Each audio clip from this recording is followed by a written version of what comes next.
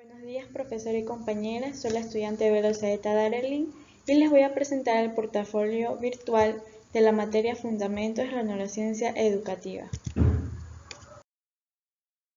El índice, aquí están los temas de la unidad 3 y de la unidad 4. De cada tema existen trabajos que hemos realizado durante el segundo parcial. Introducción. En el segundo parcial de la materia Fundamentos de la Neurociencia Educativa, entendí lo indispensable que es saber sobre las funciones cerebrales, las funciones ejecutivas, la regulación conductual y emocional, herencia, ambiente y plasticidad cerebral, la atención y educación en la primera infancia, las patologías cerebrales en la infancia relacionadas con los problemas de aprendizaje. Son temas muy fundamentales que todo estudiante que se está formando para ser un futuro profesional en el ámbito de la educación, especialmente en el ámbito de la educación inicial, debe conocer, para así cumplir con los objetivos que se plantee y brindar una educación de calidad. Funciones cerebrales. ¿Por qué son necesarias las funciones cerebrales? En este tema se hizo un foro donde mi comentario fue el siguiente. Las funciones cerebrales son fundamentales para poder realizar tareas cotidianas donde se requieren nuestras habilidades tanto físicas como cognitivas, en el que el individuo puede desarrollarse integralmente, debido a que las funciones cerebrales vitales son todas aquellas funciones de nuestro cuerpo y mente, como razonar, dormir, hablar, el ritmo cardíaco, entre otras. Un ejemplo es que para realizar aquel foro se hizo necesario e importante la función vital del pensamiento, porque me ayudó a razonar toda la información. También se hizo importante la función del lenguaje, porque estaba expresando mis ideas mediante un lenguaje escrito. Y la de la motricidad, pues al escribir todas mis ideas, el cerebro dio la orden motora para realizar movimientos de manos y poder escribir adecuadamente. Las funciones cognitivas, atención y memoria. En este se hizo una infografía donde podemos ver la memoria, que es la capacidad para recordar las cosas que hemos experimentado, imaginado y aprendido. Existen dos tipos de memoria, la memoria de corto plazo y la memoria de largo plazo. La de corto plazo es aquello en lo que está pensando una persona en un momento dado. Ocasiones se llama también memoria de trabajo y tiene dos tareas principales, que es almacenar brevemente la nueva información y trabajar en ella. La capacidad de esta memoria pues no puede manejar mucha información en un momento dado. La codificación pues almacena las imágenes de manera fonológica y como imágenes, mientras que las palabras por lo regular solo las almacenan de manera fonológica. El mantenimiento pues como ya vimos dura cuestión de segundos, pero podemos mantener la información por periodos más largos mediante lo que es el repaso de mantenimiento. Eso consiste en repetir la información una y otra vez. La memoria de largo plazo es la parte de la memoria que es más o menos permanente. Esta es correspondiente a todo lo que sabemos. Su capacidad pues es capaz de almacenar una gran cantidad de información por muchos años. La codificación, al menos algunos de los recuerdos de largo plazo, están codificados en términos de imágenes no verbales. Esto me refiero a las formas, sonidos, olores, sabores, etc. El efecto de posición serial. Cuando alguien recibe una lista de datos para recordar, en este caso como una lista de artículos de la tienda, y la persona tiende a recordar mejor los primeros artículos, ese se llama efecto de primacía. Y cuando tiende a recordar los últimos elementos, pues es efecto reciente. El mantenimiento, el repaso mecánico y elaborativo. El mecánico es el método común para almacenar materiales sin significado, como números telefónicos, fechas de cumpleaños, el número de cédula, y el repaso elaborativo es el acto de relacionar la nueva información con algo que ya sabemos. Los tipos de memoria de largo plazo son la memoria explícita y la implícita. La explícita pues cuando tenemos conciencia de conocer y que podemos describir fácilmente. En esta se encuentra la memoria episódica y semántica. La episódica almacena eventos experimentados personalmente y la memoria semántica almacena hechos e información general. La memoria implícita es no tenemos conciencia de conocer y que tampoco podemos describir con facilidad. Es todo lo contrario de la explícita. En esta se encuentra la memoria procedimental y emocional. La procedimental almacena información relacionada con habilidades, hábitos y otras tareas perceptuales motoras. Y la memoria emocional pues son respuestas emocionales aprendidas a varios estímulos. La atención. ¿Qué es la atención? La atención es la función cognitiva con la que seleccionamos entre los estímulos que llegan simultáneamente al cerebro, tanto externos como internos. A externos me refiero a los olores, sonidos, imágenes, y a los estímulos internos ya son los sentimientos, los pensamientos, las emociones, lo que nos son útiles y adecuados para realizar una actividad motora o mental. Los tipos de atención está la atención focalizada, que es el estar alerta y la capacidad para responder a un estímulo. La atención sostenida o concentración es la capacidad de prestar atención por lo general unos 3 minutos, en un tiempo de 3 minutos aproximadamente. La atención selectiva es la capacidad que nos permite mantener la atención en una tarea pero inhibiendo los sonidos del exterior.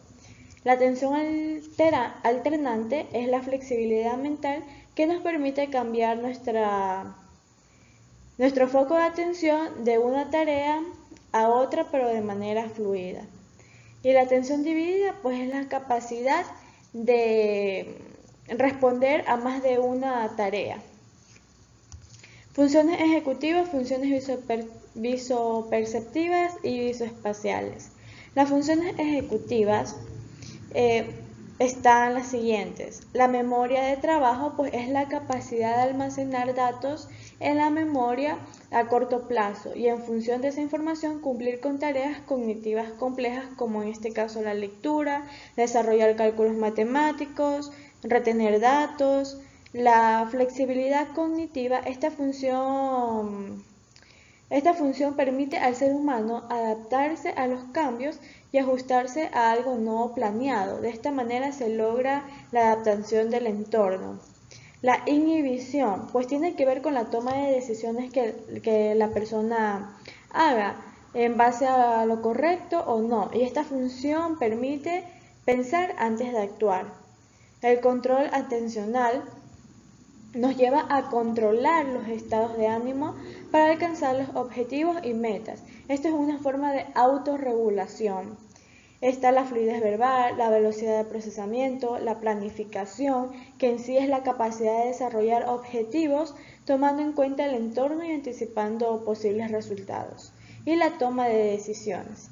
Las funciones visoperceptivas permiten que nosotros reconozcamos los estímulos, que interpretemos y asociemos lo que vemos con las categorías conocidas para luego integrarlo a nuestro conocimiento. Como podemos ver aquí en la siguiente imagen, hay un peine, nosotros lo vamos a asociar con la sombra que está el peine. Asimismo la tostada, el clavo.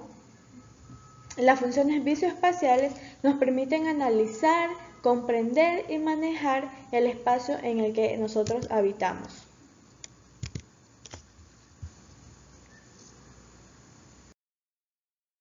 Regulación conductual y emocional. La regulación conductual son todos esos comportamientos que alguien tiene a su disposición a la hora de conseguir algo. Las condiciones de alguna situación o contexto pueden limitar o influir en las conductas de las personas. Por ejemplo, cuando un padre deja que su hijo todos los días haga alguna actividad que le guste, pero siempre y cuando haga tareas primero. Aquello es una forma de motivar al niño a que estudie y así eviten discusiones. Además, con el tiempo, esto se puede convertir en un hábito, lo cual va a reprimir conductas desagradables. La regulación emocional no es nada más ni nada menos que estar atentos a lo que estamos sintiendo. Eso puede ser una emoción agradable o desagradable. También es ser conscientes de lo que sentimos, ser capaces de regular emociones, es decir, no dejarnos arrastrar por la emoción o actuar automáticamente, sino pararnos y responder de la mejor manera. La herencia, ambiente y plasticidad cerebral. Toda información retenida en el cerebro es manifestada por la conexión de un conjunto de neuronas, que son producidas mayormente por experiencias que por representaciones genéticas. Además, los efectos de los factores genéticos en gran parte son indirectos que directos. Un factor de riesgo puede abarcarse por la intervención tanto del factor genético como el factor ambiental, o sea, los dos al mismo tiempo. Y vamos a ver un ejemplo. Un padre que sufre de depresión puede ocasionar un factor genético en el niño, como transmitir a su hijo genes que predisponen a la depresión, pero también entran los factores ambientales, que sería cuando el padre no fomenta su autoestima, impide que el niño se relacione con amigos, lo trata mal, lo castiga al niño con insultos, con golpes.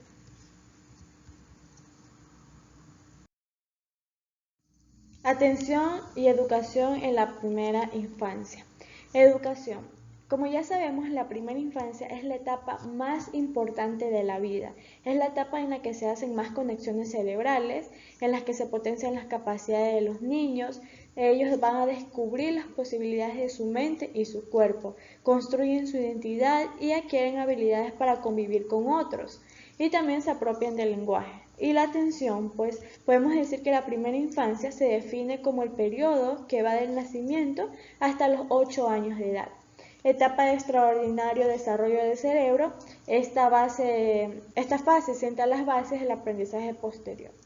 La UNESCO fomenta programas de atención y educación de la primera infancia que se ocupan de la salud, la alimentación, la seguridad, el aprendizaje y contribuyen al desarrollo integral de los niños.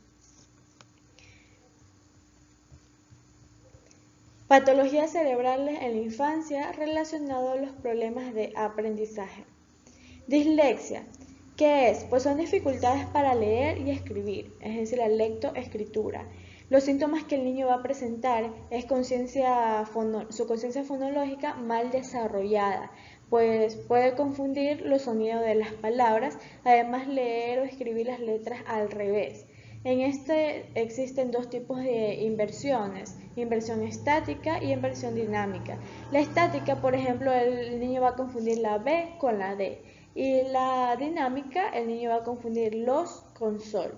La discalculia. Es similar a la dislexia, pero no con palabras, sino con números. Los indicadores que no saben automáticamente qué número es mayor o menor que otro. Y pues también está presente la inversión de números. Por ejemplo, 38 lo confunden con el 83. Y bueno, pues suelen perder el hilo mientras cuentan. La disgrafía es la dificultad para aprender a escribir. Existen tres formas de disgrafía. Entre estas está la espacial, pues es el problema de procesamiento visual y comprensión del espacio. La motora es el problema para controlar la motricidad fina. Y la disgrafía de procesamiento, pues es la dificultad para visualizar la apariencia de las letras en una palabra. La disgrafía espacial, el niño va a tener dificultad para escribir recto y espaciar las letras. Va a haber afectación en el dibujo y en el coloreado. En la disgrafía motora, la escritura es difícil y agotadora para el niño. Además, la caligrafía es ilegible, incluso cuando se copia. Y la ortografía no se ve afectada. En la disgrafía de procesamiento, las letras son deformadas y existe un orden incorrecto cuando se escribe. El trabajo original por escrito es ilegible, pero el de copia es bueno. Y la ortografía sí se ve afectada. La dispraxia es la dificultad con la coordinación muscular y el movimiento. Los indicadores en esto es la afectación en las funciones ejecutivas que conlleva problemas con la mala organización. El niño tiene mala organización al guardar materiales escolares o hacer actividades que requieren el motor fino y el motor grueso. Memoria a corto plazo, que es la dificultad para retener información. El TDAH es el trastorno por déficit de atención o hiperactividad. En esto existen tres tipos: el tipo de predominio de déficit de atención, el tipo combinado y el tipo de predominio de la impulsividad o hiperactividad. Presentan tres indicadores conductuales, que es la falta de atención, hiperactividad o impulsividad. El TEA es el trastorno de espectro autista, es un trastorno de origen cerebral. En sus indicadores existen afectaciones en el comportamiento, la comunicación, las destrezas sociales y los alumnos son sorprendentemente sinceros, siguen las reglas y tratan de que los demás también lo hagan. El síndrome de Asperger es el trastorno del comportamiento que afecta la capacidad de socializar y comunicarse correctamente. Este es un trastorno del espectro autista que suele ser menos grave y por lo general tienen afectaciones en el comportamiento, en el desarrollo muscular, en el estado de ánimo y tienen problemas con las destrezas sociales y emocionales. En conclusión, todos los problemas de aprendizaje dan a entender que si un infante padece algún problema o trastorno, no significa que ellos nunca van a aprender, sino que ellos aprenden de forma diferente. La familia cumple un rol muy importante porque tiene que transmitir seguridad, tienen que ser pacientes, amorosos, comprensibles, ya que con el apoyo familiar existe la posibilidad de que aquellos niños no presenten problemas emocionales. Los docentes deben realizar adaptaciones metodológicas cuando se presente alguna dificultad específica en el aprendizaje, que permita a los niños solucionar las actividades propuestas en clase. La escuela debe brindar apoyo a los docentes, otorgando la oportunidad de que estos maestros reciban ya sea capacitaciones o talleres sobre problemas de aprendizaje. Y mi compromiso como docente es que al encontrarme con una persona con dificultades específicas en el aprendizaje, es informar a los padres de familia y algún especialista en el tema para contar con su apoyo, además de alentarlos, apoyarlos e incentivarlos en el proceso de aprendizaje con ayuda de materiales didácticos innovadores y también asimismo estrategias.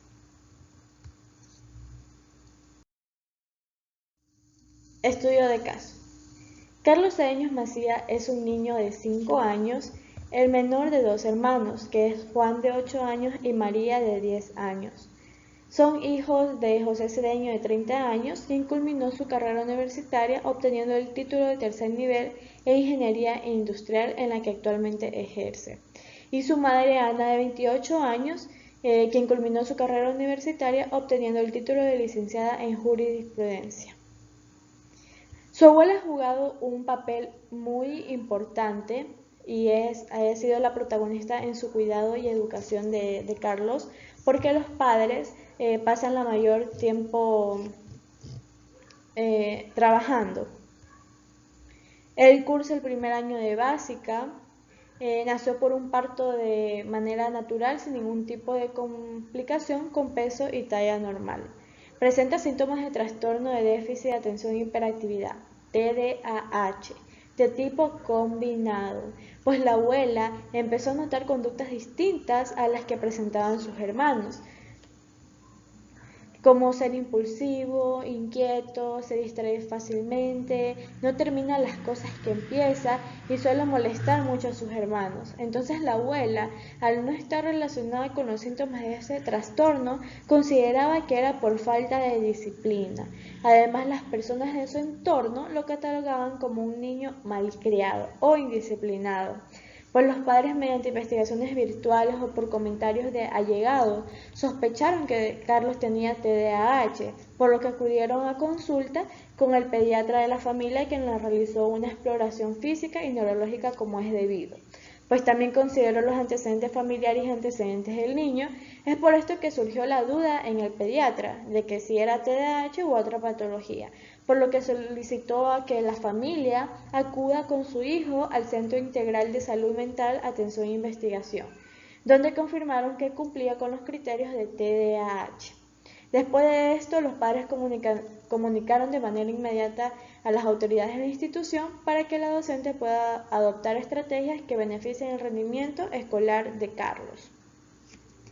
Y la fase de intervención de este estudio de caso son las ideas sobre la atención, ofrecer oportunidades para ir aprendiendo a controlar los impulsos. En cuanto un niño aprende una acción, tiene tendencia a repetir esa acción en circunstancias similares en el futuro. Cuando un niño confía en un adulto responsable, le resulta más fácil retrasar la gratificación de algo que desea muy intensamente. Y se debe ser un adulto de confianza. Eso es muy esencial, porque los niños son capaces de manejar más fácilmente sus impulsos cuando creen que sus necesidades y deseos serán de hecho satisfechos después de la espera. ¿Qué se puede hacer para que el niño pueda controlar esos impulsos? Bueno, existen diversas actividades, prácticas, juegos y materiales que se pueden realizar para que los niños con o sin TDAH aprendan a controlar los impulsos. Y uno de ellos es jugar al famoso juego de Simón dice. Los niños están naturalmente inclinados a responder a las indicaciones del líder, de realizar una acción determinada, pero tienen que resistir si la orden no comienza con las palabras Simón dice. Ideas sobre comunicación. Bueno, ¿por qué a tantos niños les encantan las marionetas? La acción de jugar con la marioneta hace que el niño quiera seguir interactuando y pasándola bien. Además, el niño toma el control de la marioneta y la utiliza para expresarse a sí mismo. Comparte sus sentimientos a través de lo que dice la marioneta. El miedo, el enfado, la frustración, el gozo y la sorpresa están en la pista central de la función de las marionetas. ¿Qué se puede hacer? Pues los niños con TDAH utilizarán la marioneta para expresar las nuevas ideas o tareas que están aprendiendo y sus nuevas emociones.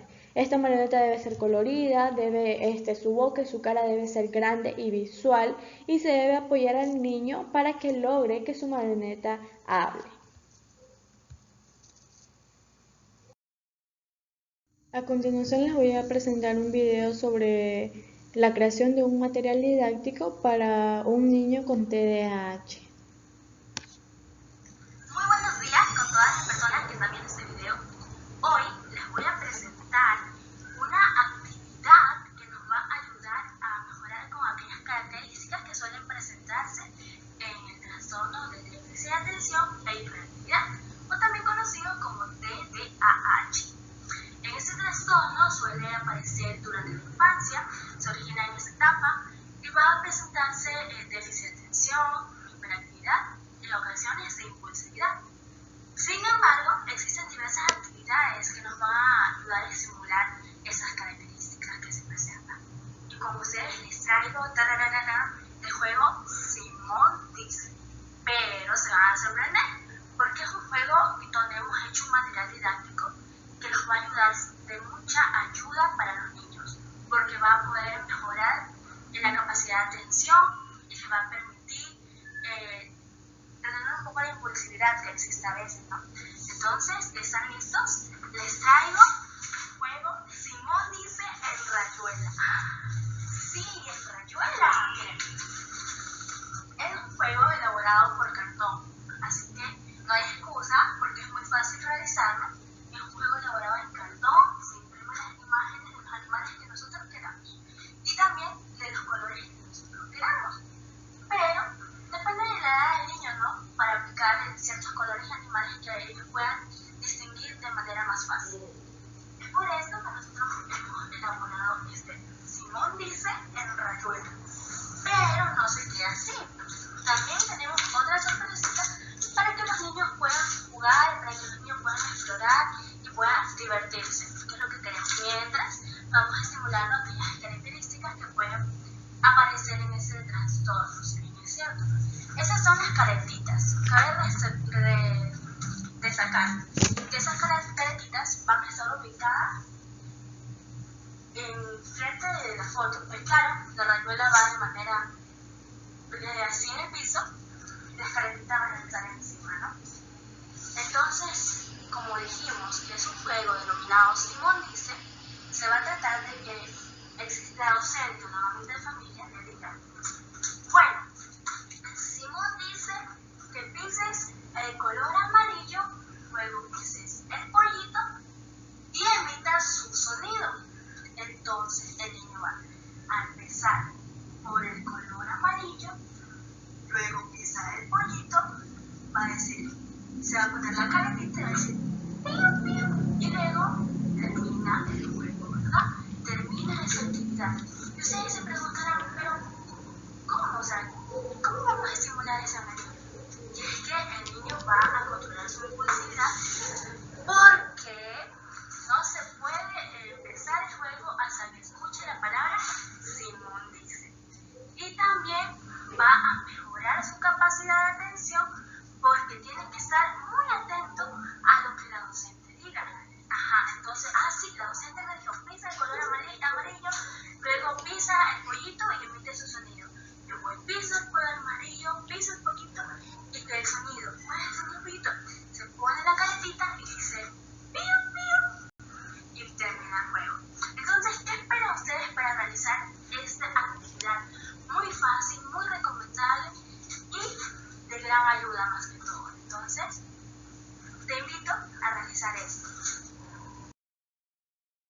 reflexión. Lo aprendido dentro de la materia Fundamentos de la Neurociencia Educativa, como los temas antes expuestos, servirán de mucho apoyo para mi formación profesional como futura educadora parvularia, ya que al conocer las funciones cerebrales, cómo se regula la conducta y las emociones, cuál es la atención que se debe brindar a la primera infancia, cuál es su importancia y cómo identificar alguna dificultad del aprendizaje, me permitirá a mí optar por crear y aplicar métodos o estrategias necesarias para aquellas situaciones.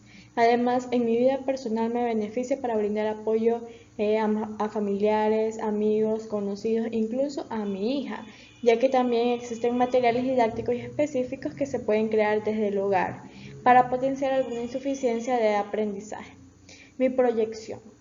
Me proyecto como una excelente futura profesional en el ámbito de la educación inicial, siendo una maestra con muchos conocimientos valiosos como los que acabo de adquirir en esta materia.